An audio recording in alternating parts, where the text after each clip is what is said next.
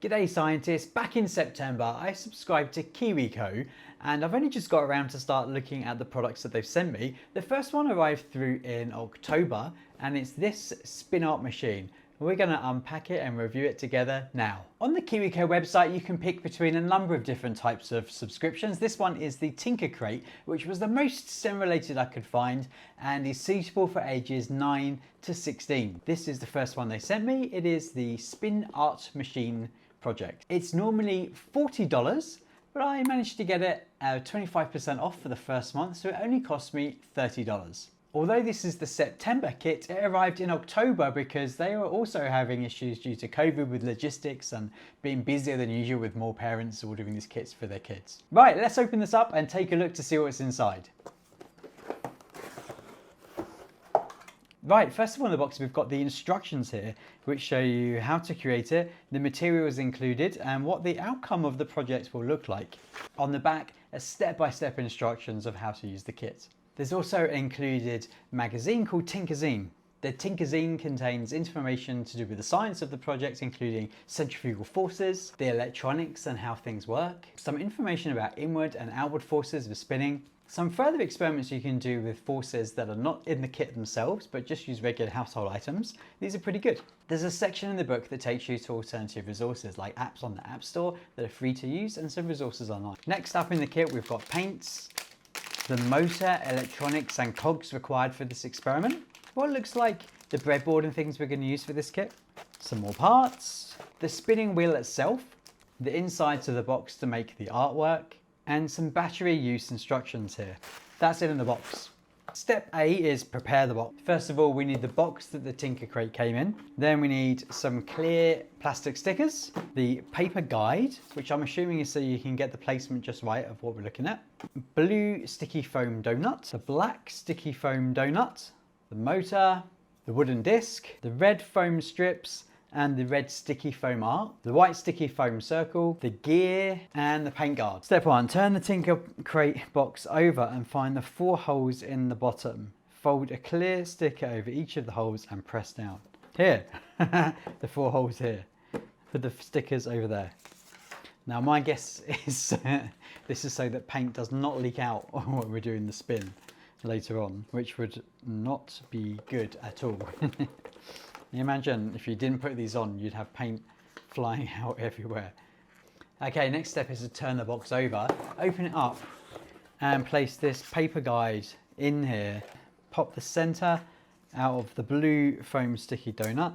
Next step is to take a black sticky foam and then we stick that on the bottom of the motor like that and then stick it down so that the wires are coming out of the back.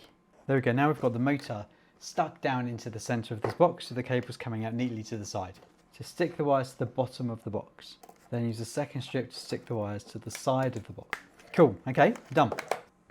Now step 6, find the 4 arc shape pieces of sticky and stick them where it's etched. This looks fairly straightforward. Like that, 1, 2, 3, and 4.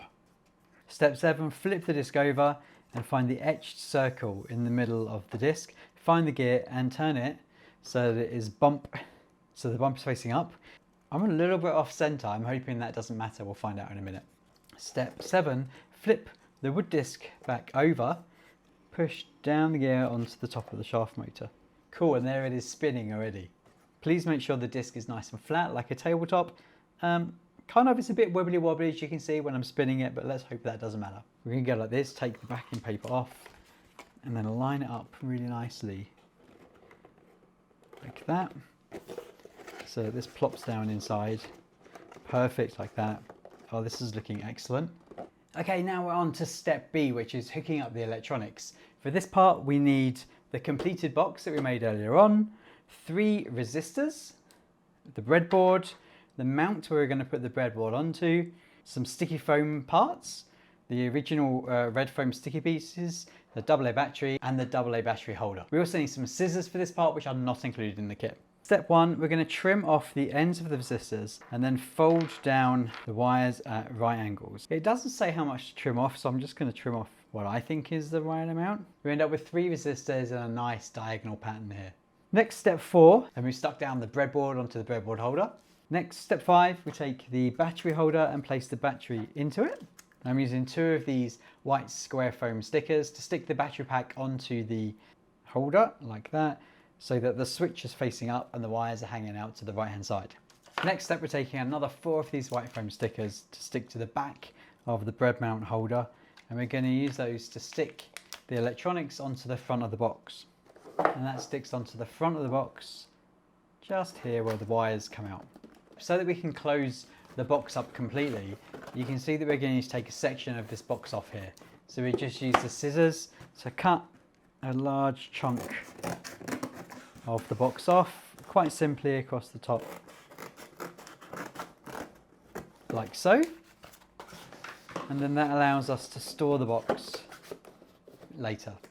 Okay, next we're taking the red wire from the battery pack and connecting it to the red wire from the motor. So it just clicks in like that.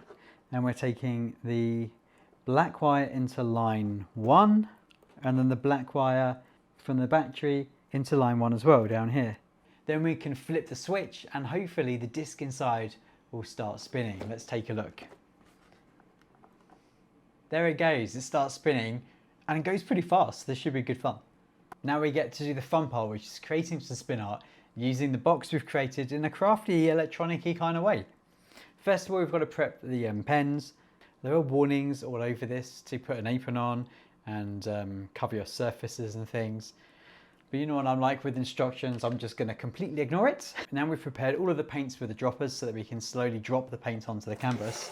What we need to do is take this blank piece of square paper, and the red foam holders we put in here on the spin disc are actually to hold the paper in place while we're spinning. Then we put the lid down on here, we start the spinning, and we start to drop some paints on. Let's start with an orange. I can hear the splattering happening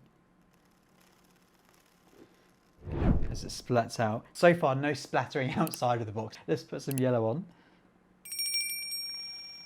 And there it goes, flying out. You can hear the paint flying out. Oh my goodness, inside the box is a total mess. Let's try some blue. Add some blue on. Next up, let's put some green and go like that. Again, oh my goodness, I can hear it splattering everywhere. And let's just be a bit more full on with the splats of paint. There we go, blue, yellow. Lots of, oh, I can hear that splattering away. So far, no paint splattering outside of the box, so that's good. Some oranges. Whoa, there's a lot of orange going on then, lots of splattering I can hear. And then finally some green. I'm going to try and get some right in the centre. There we go, in the green. Right, when the splattery signs have stopped, I'll stop the spinner. Wait for it to slow down before I lift the lid. Ah, I can't wait, we're going to open it anyway. And watch it slow down, there it is. Waiting for it to slow enough to stop. What does our artwork look like? I'm very excited to see. Stop it. Wow! That actually looks absolutely awesome. I love it.